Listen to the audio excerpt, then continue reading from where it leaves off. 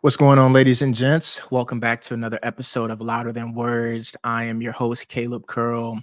Now, today I'm going to be solo. Tony had some unexpected things come up, so I'll be holding it down by myself today.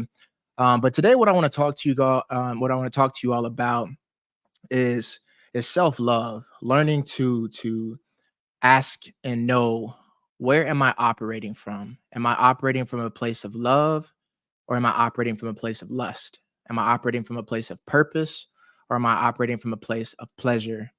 Right. Tony and I have been talking a lot about purpose and taking care of ourselves. And last episode, we talked about guarding your gates and guarding your heart and just understanding mental health today and being aware of how social media and its use or its overconsumption and overuse, how it's affecting your mental health. And I'm an observer. I like to pay attention to what's going on in the world and to see which direction people are moving in, right? And what I'm personally seeing is that a lot of people don't know love. A lot of people don't love themselves. A lot of people are operating from a place of lust. A lot of people are just passing on their hurt, their pain, their trauma and emotions onto other people, but everybody is craving love, right? But we're craving it and we're going after it in all of the wrong places, because I think many of us have gotten misaligned with what love is, right? Many of us have only been taught about what love is based off of our personal experience of, if you do this for me, I'll do this for you, right? Very transactional, right? But not understanding what God's love is and understanding what selfless, unconditional love looks like. And so, just on my journey as a single man, I've had to really reevaluate and ask myself these questions like, am I loving myself? Am I loving other people? And is there fruit in my love, right? That's how I gauge whether or not I'm really operating from a place of love. When I look at my own life and then I look at the lives of other people that I'm in, am I adding value to their life? And the same peace and contentment that these people had whenever I came into their life, is it still there when I enter their life or when I hang around them, right?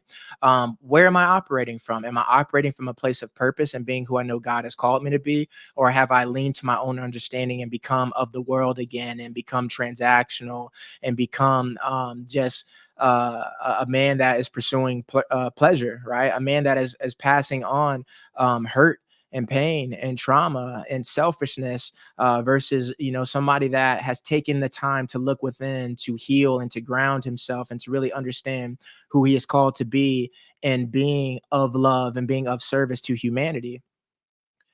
I love whenever you get on an airplane, they always tell you, if something happens on this airplane and we lose oxygen, above you, there's going to be a mask that is connected to oxygen that falls down, right?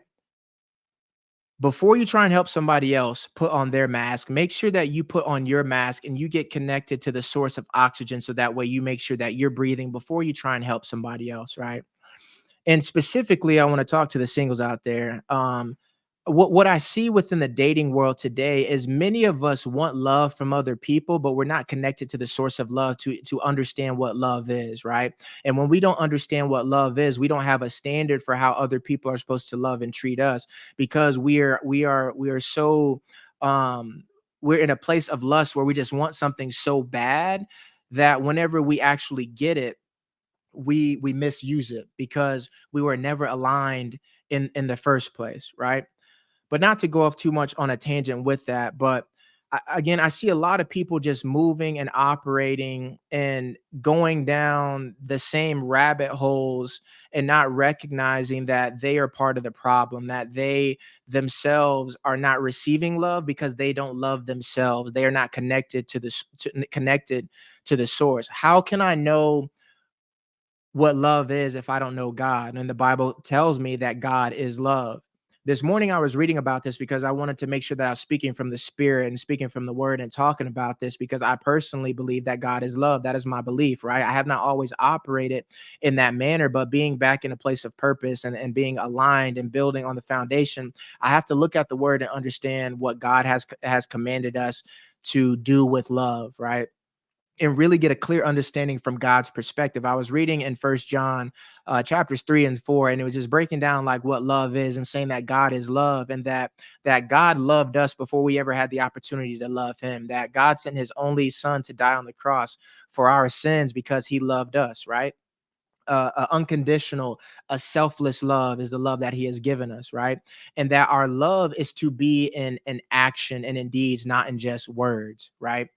And so as I begin to just read that and look at that, and this is something that I've read and studied before, and just looking at other places in the Bible where it talks about love. In First Corinthians chapter 13, it says what love is. Love is patient, love is kind, it does not envy, it does not boast, it does not keep tally of wrongdoings of other people. Like looking at, okay, this is what love is, and aligning myself to that love and giving that love to myself, right? When you learn to love yourself, and actually let me take a step back and preface this with saying, like, in coaching, I love to ask people before we start talking about being single today or just like dating today and just complaining, like, I love to ask people, hey, what do you love about yourself? Give me 10 things that you love about yourself. And then most of the time it just goes quiet. And I'm like, all right, you don't give me 10 things. All right, just give me 3 things that you love about yourself. And then people kind of like fumble around. And then I realized, you know what? Many of us say we know love, but we're not connected to love. Many of us say we know God, but how many of us are connected to God, right? We know what we're supposed to do whenever and if ever we're on an airplane and the oxygen mask falls down, right? But how many of us, if we were in that situation, are going to go and do the opposite, and we're going to go and try and help somebody else's get their mask on? Many of us are operating in this world wanting love from other people, and then also saying we want to give love to other people without being connected to the source, without adjusting and putting our mask on first and learning how to love ourselves, right? The Bible commands us to love your neighbor as you love yourself. But let's talk about that love yourself piece first, right? How can you give of yourself to somebody else and you have not given that to yourself? How can you look at somebody else and appreciate and love things about them when you don't appreciate and love things about yourself, right? And so when I think about that, and I think about love is not envious, right? Many of us look at other people, let's just say celebrities or athletes, we look at other people, and what it is we appreciate their uniqueness, and we love and know more things about them than we'd love and know about ourselves. And so what we're subconsciously doing is we're idolizing them or we're envying them, right? Because it's not coming from a place of like, oh, I see the same greatness that is in you in myself. Oh, I see something that is different from me that I don't have. And I'm focusing all my effort and attention on that. And I'm comparing myself to that. And to take it a step further, last week, Tony and I talked about guarding our gates, and we talked about social media and just the traps of it. Not to say that social media is a bad thing, but our use of social media.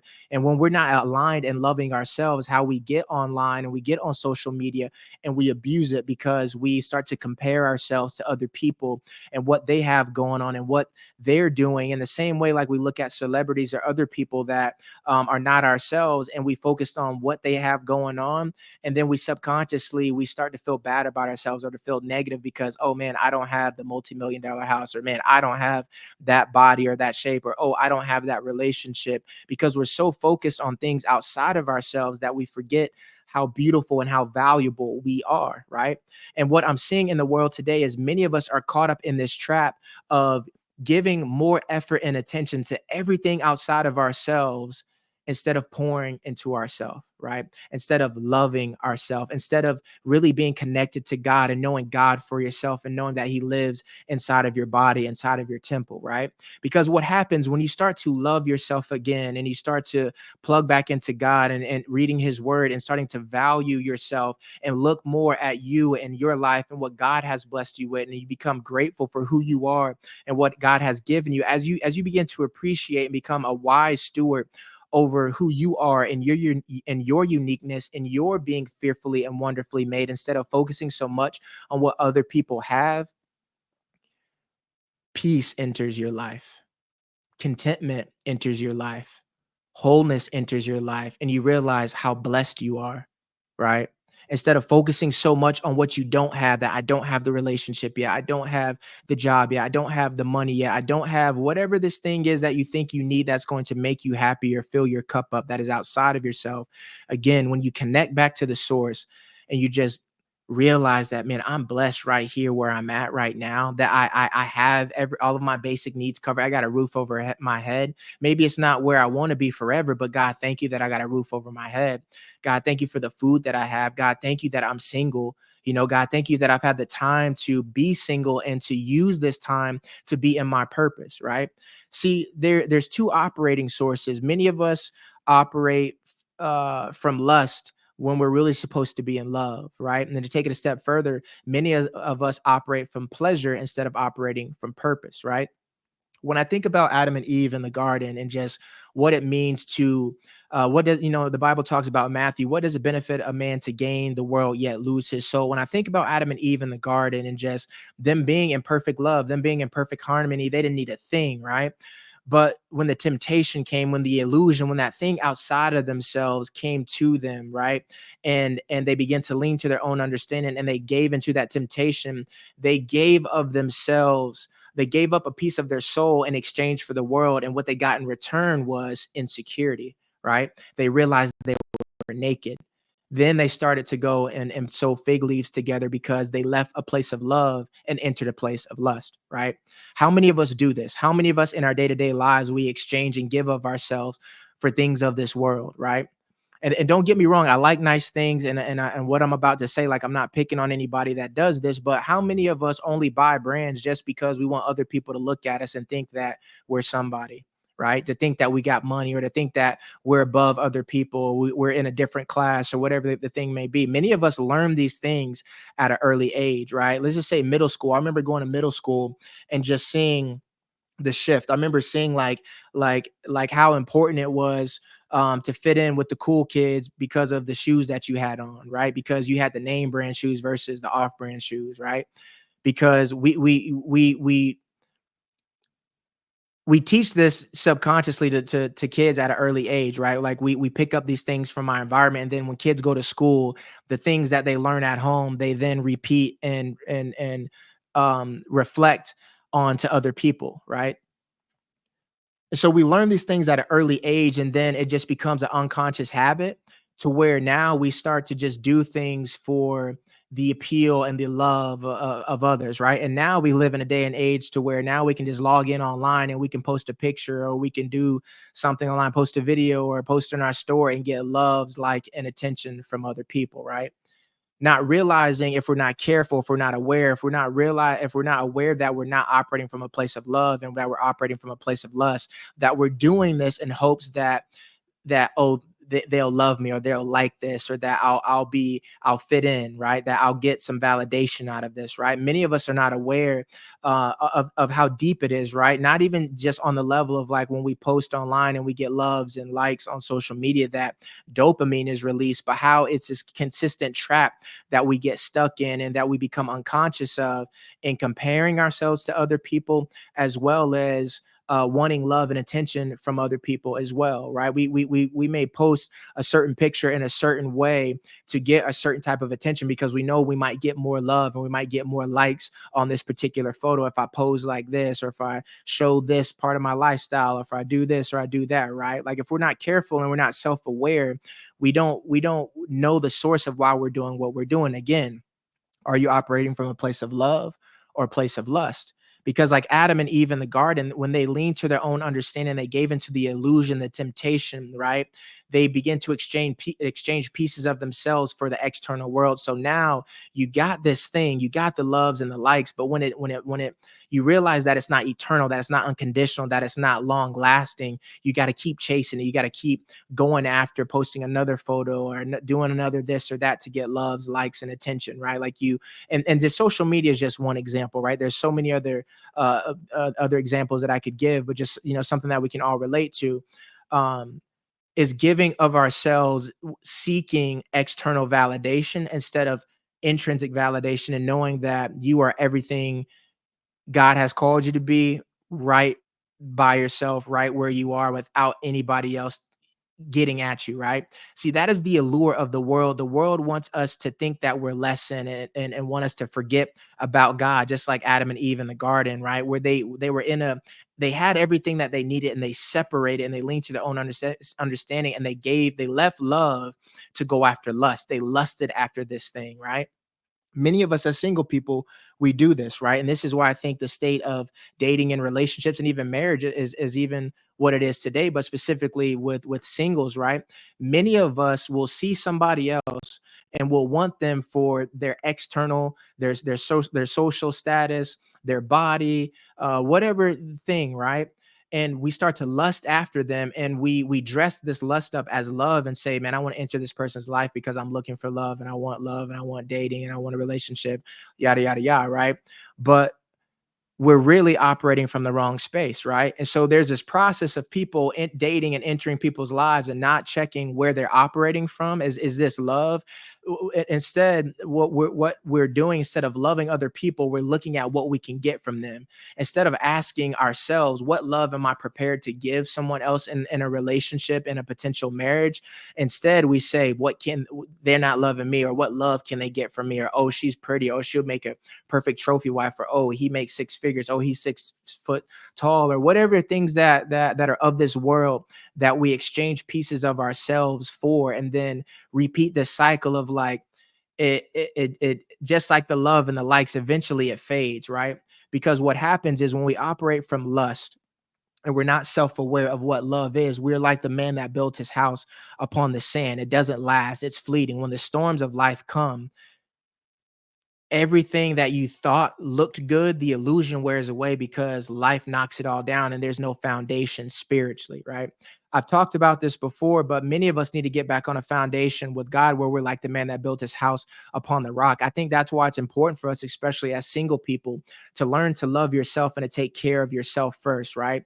To have a standard for yourself. We talked about standards before, maybe 2 or 3 episodes before. Our standards, and I said this, like, my standard of what I'm looking for in a significant other is the standard that I have for myself, because my standard of love is God, right? And what I mean by that is, I know that God is love. The Bible tells me that God is love, and that love is unconditional, love is patient, love is kind, love is all of these things. And this is God. This is who God is, right? And so, understanding that my body is a temple and that God lives inside of me. And now I know this, I'm clear of this, right? And so now I'm not operating from a place of lust where I'm lusting after things of this world, hoping that they're going to bring me validation and attention. And just some examples for us as men, what we do sometimes as men, and not to say that this is the case all the time, because I do like nice things. So I don't want to get this misconstrued. But when we're not careful, when we're not operating from love and we're operating from lust and pleasure, as men, we'll chase after things of this world. We'll chase after the money. We'll chase after the pleasure. We'll chase after, man, let me wear the Rolex. Let me get the fancy car, because you're hoping that it'll get attention from women or the likes of other men, right? Because you want to feel like somebody, right? That's how we know we're operating out of the wrong place, when we're looking at I need to go dress up and do certain things so that I can get this or that from other people. Again, oftentimes we do these things from an unconscious place, because we're not self-aware. When you learn to love yourself, you become self-aware. When you start to look at yourself more, when you start to pray, read, and meditate, and look at who God is from within yourself, and knowing that God is right here and not outside of you, your whole world changes, right? And so now, okay, as we talked about in the last episode, of your mental health, right? So now, because I've become self-aware, because I'm operating from a place of love, I recognize when I get on social media and I spend too much time, I'm starting to compare myself, or I'm giving into the extrinsic validation that I'm getting from the love and likes of other people. Because I'm self-aware and because I'm operating from love, I know that this isn't good for my mental health, because every time I get on here, I get stuck in this cycle of comparing myself, or I get stuck in the cycle of the dopamine release. And I know that all of this is going to affect my mental health. Or I'm getting on here and I'm aimlessly scrolling for hours. That's not good for my mind. I can't do that. Let me love myself enough to say, no, this isn't for me, you know? Oh, okay, I'm becoming self-aware enough to know my body now. Like, okay, every time I eat this fried food, and every time I'm eating, too many processed foods and processed carbs, I feel very sluggish. I feel like I got the itis. My mental clarity and cognitive functioning isn't at its best. I'm self-aware of that now, and I love me enough, and I love this body and this temple that God has blessed me with and lives inside of, to say no to this. That no, like that's not for me, right? it's important for us to love ourselves and have standards for ourselves before we have standards of other people. Getting back to my main point of the standards that I have for other people, specifically when it comes to dating, is the standard that I have for myself, because I've learned to love myself as a single man and have standards for what I know I need to do to take care and be of my best self, spirit, mind, and body, because I understand that I am God's son, that I am powered and sponsored, brought to you by the Holy Spirit, right? Like God is fueling me and has allowed me to be who I am and where I am today, not the world, right? Not my family background, right? Those are all vessels and tools, right? But ultimately the source is God, and God is love, right? So the Bible commands me to love my neighbor as I love myself. So now that I have a standard of what love is, I know that love is unconditional. I know that love is patient, love is kind. I know all of this. Now I can go give that to my neighbor, right? Because I have a standard for how I love myself, right? But what many of us do, I think what happens is that we love and we give and do things for other people, but it comes from a transactional place, right? We keep tally of like, man, I'm always the bigger person. I mean, I'm always the person that reach out. Or man, I'm always this or that. You start to keep track of like of your love. So your love is not love for real. It's not unconditional love. It's actually lust because it's transactional. You're only doing it because you're keeping track of like what the other person is not doing and what you're not receiving, versus understanding that God is the unlimited source. And think about how many times in your relationship or walk with God where you have been unfaithful, where you didn't return and do what you said you were going to do, right? Like again, this is why it's important for us to read the Bible and to understand this from the perspective of the word. Understanding that God is love, right? Like really think about that. Like God is love, and God lives inside of you, right? And just getting back to the main point, many of us don't love ourselves, and so we get in this transactional state with other people, right? And many of us do this blindly, right? We're not even aware, right? We hurt people and don't realize that we're hurting people out of trying to protect ourselves. We're saying out of our mouth that I want love, I want to be in a relationship, but we're not emotionally available because we're not aware of ourselves. We haven't taken the time to meditate and to look within ourselves, to understand our emotions and allow God to reveal our feelings to us and to know how we feel, and then being able to take it a step further to articulate how we feel, just to even say to yourself, not even other people. As a man, I've had to learn how to love myself enough to go and get away from the world and sit by myself, right? Maybe just spending some time in nature, or going down to the park and just sitting by the water and just reflecting and spending time with God and feeling my emotions and saying, oh, okay, like this is how I feel. I was feeling a little down and depressed this week because I lost a family member like that, and I didn't put two and two together that that was going to affect me. It's going to affect my mood and my energy and how I feel about myself, right? Many of us, especially as men, we can't do that. We're not emotionally aware, and we're not emotionally intelligent enough to be able to look at ourselves because of the what the world has taught us. The world's view has taught us not to love ourselves in its full capacity, right? And so therefore, specifically when it comes to men and our lack of being emotionally aware and being able to feel our love and communicate our love, is because the world has taught us and told us to suppress that and to be a warrior and to be a man and to be macho and to be bravado, right? But what has God said you're supposed to be, right? We got to look at love again from God's perspective, because this is who God is, right? And so just getting back to the main point, I want to encourage all of us to really just reflect and to look at ourselves and learn to fall in love with you again, right? This is something on my journey that as a single man, before I can love somebody else, I need to learn to love me. I need to learn to be okay by myself, right? How can you ever be okay with somebody else, right? And you can't even be alone with you. What do you love about yourself? I encourage you to write 10 things that you love about yourself. And if you don't know, find it. Take some time to be alone, to look at you and to learn you and to figure out who you are, and look at yourself from God's perspective. So look within and not from the world. The world is always going to value you and tell you your value should be based on something outside of yourself. How tall you are, how big your butt is, how beautiful your face is, what's your GPA, what's your credit score, how much money you make, the neighborhood you live in, your social status, the designer clothes you wear or what you don't wear, the car you drive, right? All external things, right? And they do give you a boost of a futile feel good, right? Another dopamine release, just like posting that picture online and you get loves and likes, but then it's fleeting and then you're caught chasing the next thing, right? You're in this rat race. That's what lust causes you to do, right?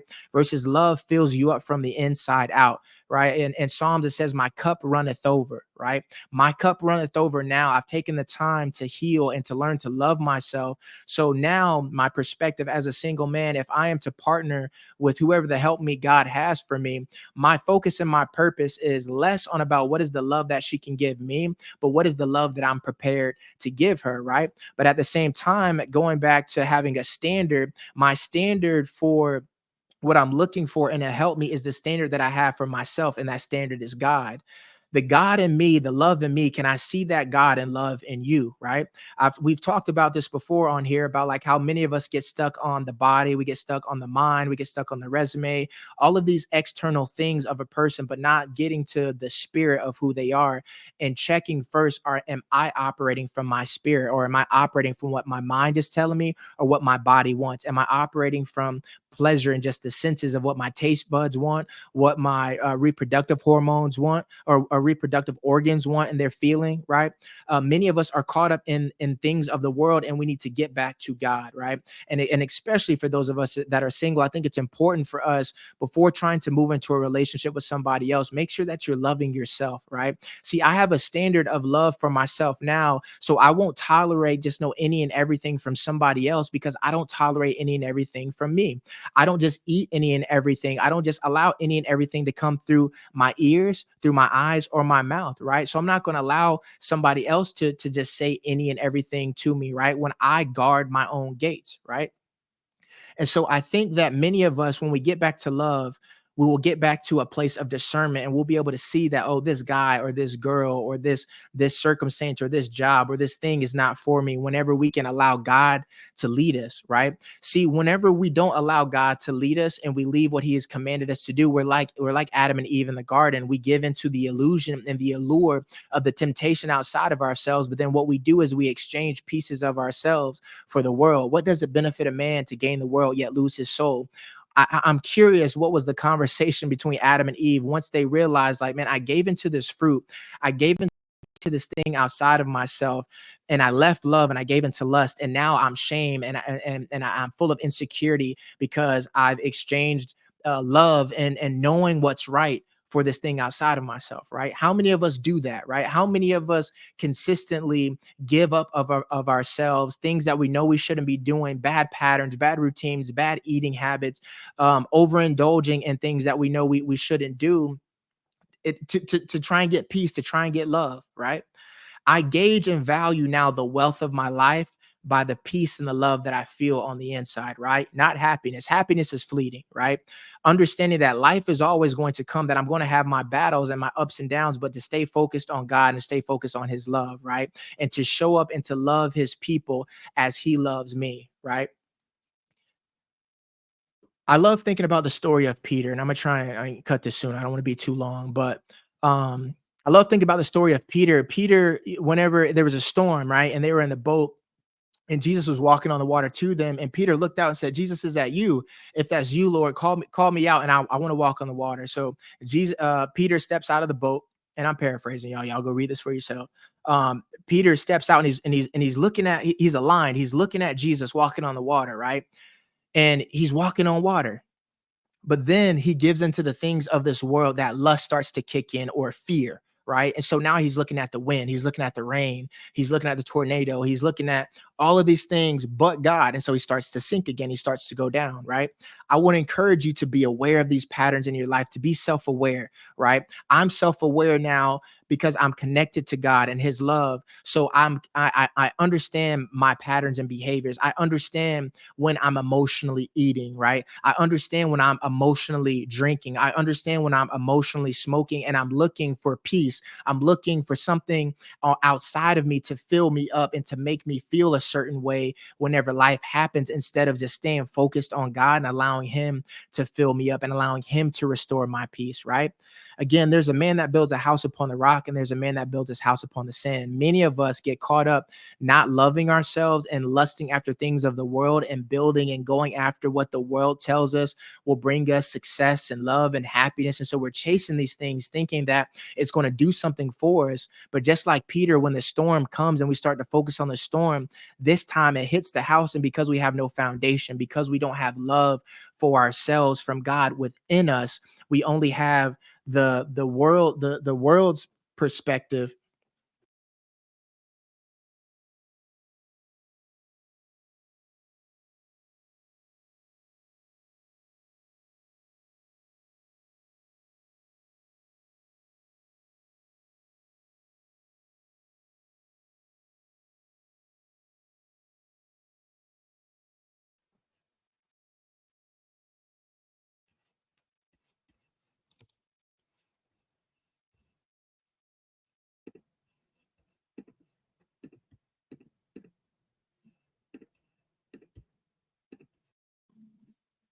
Okay, y'all forgive me for those technical difficulties. We're gonna get through this. Just boy, I don't boy, it's been tough getting through this one. But anyway, um, whenever we build on the wrong foundation, when we're not operating from love, we're not operating from purpose, we're operating from pleasure, we're operating from lust, right? We're operating from the perspective where the adversary wants us to operate from, where we chase futile things, right? We chase those quick highs, right? We chase the infatuation in the relationship. And so whenever that infatuation wears off, there's no love there to sustain the marriage or the relationship, right?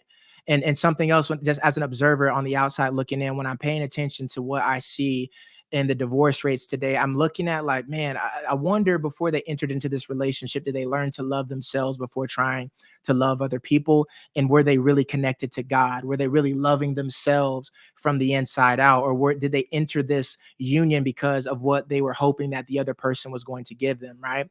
See, when we get to love and we understand love, we understand that everything outside of ourselves is fleeting, is going to pass away, and even ourselves are going to pass away, right? But the soul and the love that is connected to will live on forever, right? God is the Alpha and the Omega, the beginning and the end. So his love is forever, right? But lust is futile. Lust is temporary. Lust is fleeting. Lust is just like the likes on Instagram, right? The situationships, the sleeping with this girl and this guy and jumping from person to person. Like in the midst of the moment, it feels good, but after that, you feel just as empty as before, because you're giving and exchanging pieces of yourself for the world, for temporary pleasure, you know? So I just want to encourage you all to get back to self, to pause and take a break and learn to really love you, understand what love is and who you are and how valuable you are. So that way you stop wasting yourself on things of this world, and align yourself with being who God has called you to be, right? And I'm talking to you as I talk to myself, because I have made plenty of these mistakes, right? And I have to keep myself grounded and making sure that I'm setting my life up in my routines to make sure that I stay in love, to make sure that when I wake up in the morning before I touch my phone, I'm aligning my spirit, that I'm spending time with God, I'm praying, I'm meditating to be in control of my mind, right? I've said this before, but my hierarchy is that God rules my spirit rules my mind, and my mind rules my body. But for many of us, it's the reverse. God is nowhere to be found. The body does whatever it wants. So whenever the body's hungry, whenever the body wants to have sex, whenever the mind wants to get on social media to get a dopamine release, that is what's generally controlling us, right? But I want to encourage you to get back to a solid foundation and to align yourself to be your best self. Learn to love yourself. How can you ever truly love somebody else if you don't love yourself and know what you love about yourself and know what love even is, right? You can't.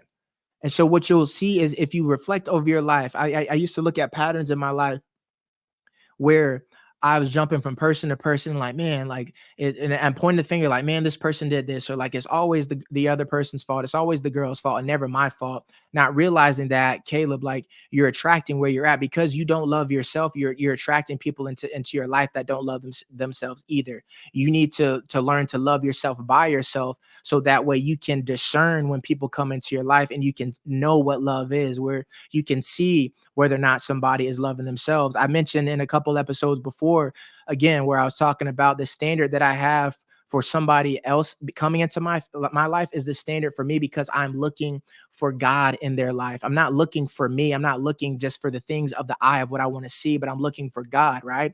And I'm looking for the fruit in their life. I'm paying attention to, do they really love their body? Do they really love their mind? How much do they really love God if they're not taking care of their mind, if they're not taking care of their temple, if they're not spending time in the word, right? We judge a tree by the fruit that it bears. I'm looking for love. So therefore, I first need to be love. And so now that I know and understand love, I have a standard for love and I can see love, you know? And so I just want to encourage you all with that today, to learn to love yourself. You can never love your neighbor as you love yourself until you take time to do the work. Take time to go to therapy if you need to go to therapy. Do whatever healing that you need to do to become better. Getting into the gym and taking care of your body. Going for a 30-minute walk every day to move the body and to burn some calories, right? Meditating, right? Spending time off of social media. I want to encourage you guys just at the start of your day to meditate for at least just 10 minutes. Set a timer on your phone and just meditate after you pray and read, and just meditate and learn to control your mind. I think that's why we're seeing such a big increase in mental health today, is because one, we're not spiritually connected to God, but then also we don't have control over the mind or the body, right? Incorporating fasting into your life, one day a week, just saying, I'm going to go on a 12-hour fast and I'm going to skip breakfast when I wake up in the morning. And God, I want to honor you, and I want to realign my body and get my mind and spirit in control of my body. So that way, just every time the body says that it's hungry or wants to do something, I don't just allow the body to tell me what to do. I stay focused and aligned on what you want me to do. And God, your will be done. When I look at God and just when I look at Jesus specifically and the purpose that he came here to do, I look at his self-care. There's moments when you're reading the Gospels where Jesus said, I need to go away and I need to pray and I need to be by myself and I need to get with God. Learn to get comfortable with being by yourself, because when you can be comfortable with being by yourself, you're being comfortable with being with God. Right, you're being comfortable and grateful for the breath of life that He's given you. You get control of your mind again, and you can download from the Holy Spirit what God has for you here on this earth. So, but I don't want to prolong this and make this longer than what it should be. But I think we can shift the world if we can learn to love ourselves and really understand what love is. And instead of being so transactional, looking for other people to love us, we focus on loving ourselves and the love that we can give to other people, right? Love doesn't keep tallies, right? But lust does.